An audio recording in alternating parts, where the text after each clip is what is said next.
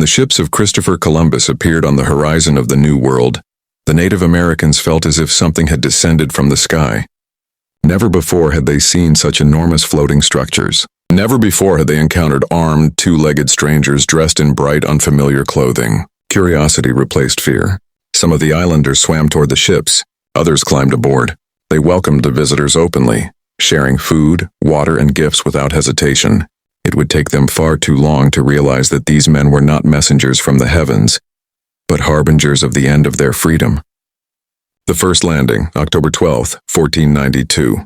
Ahead of the North American mainland lay a chain of islands now known as the West Indies. Among them was a small island later named San Salvador. On the morning of October 12, 1492, Columbus's ships made landfall there. The island was only 21 kilometers long and 8 kilometers wide. The Native Americans called it Guanahani, a name derived from the iguana, a lizard once common on the island. Guanahani was lush and green, thick with forests, salt lakes, and rolling hills. Today it is part of Bahamas and remains largely uninhabited. As Columbus's ships approached the shore, the island's inhabitants spotted them from afar and spread the news. The arrival of these strange vessels caused excitement across the island. People gathered along the coast. Some plunged into the sea. Others climbed aboard the ships.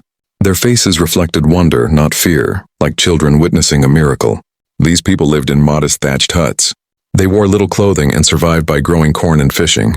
To them, the sight of massive ships and colorful uniforms was nothing short of extraordinary. When Columbus stepped onto the island, he was warmly welcomed. Food was offered. Water was shared. Colorful parrots were presented as gifts. In return, Columbus and his men offered red caps and small bells. The natives were fascinated by the sound of the bells, unaware of how little these trinkets were worth.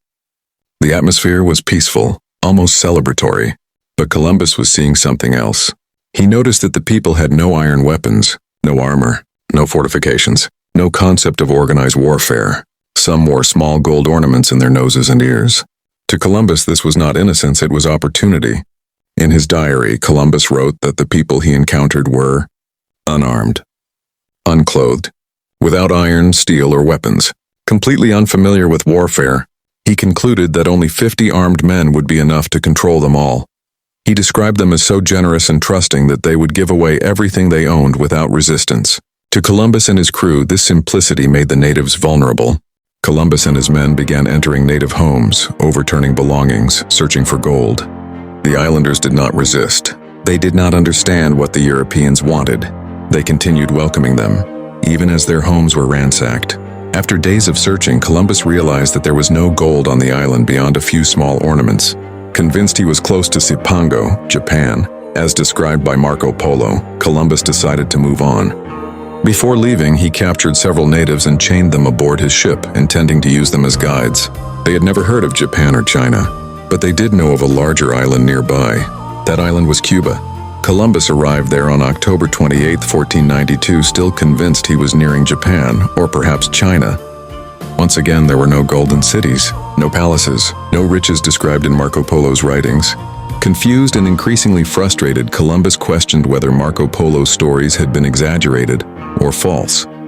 On December 6, 1492, shifting winds carried Columbus to another island known to the natives as Haiti. Columbus renamed it Hispaniola. Today, this island is shared by Haiti and the Dominican Republic. At the time, it was home to up to 800,000 Arawak people. They welcomed Columbus just as warmly as the others. Here, Columbus became convinced that vast amounts of gold must exist.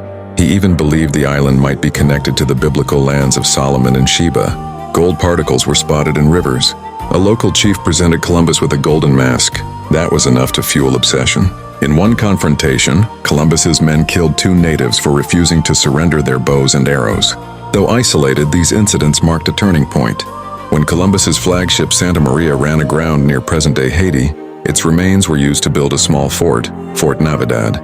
Columbus left 49 armed men behind with strict orders.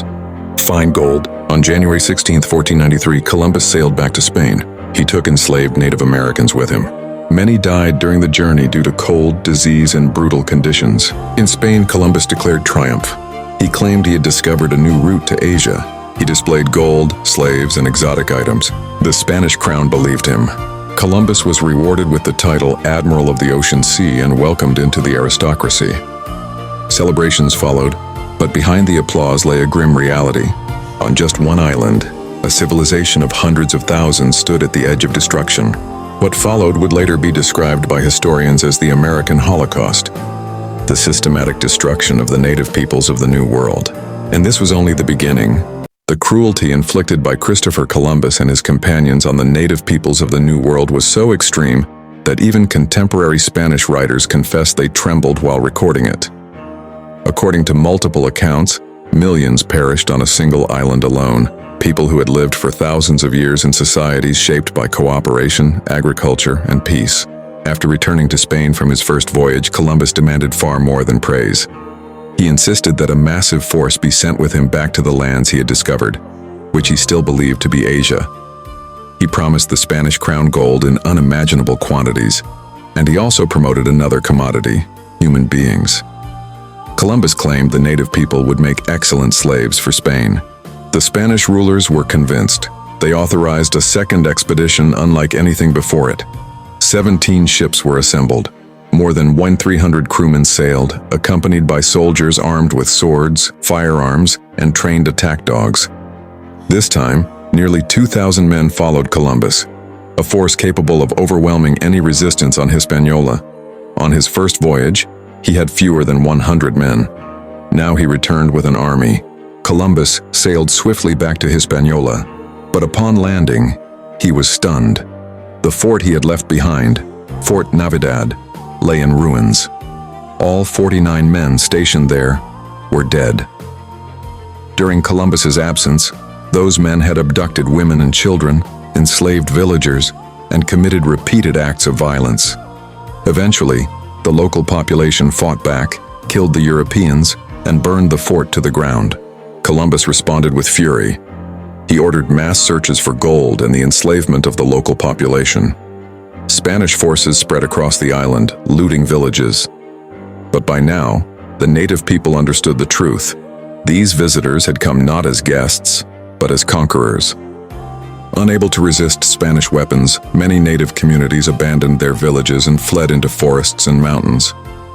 The Spaniards found empty homes and no gold. By 1495, after nearly 3 years in the Caribbean, Columbus faced failure. Gold had not materialized. To compensate, he turned fully to slavery. Spanish forces launched coordinated raids across Hispaniola. More than 2,500 men, women, and children were captured, chained, beaten, and confined like animals. 500 of the strongest captives were shipped to Spain. Nearly half died during the voyage from disease and starvation. Those who survived were sold, but most soon died in Europe's climate.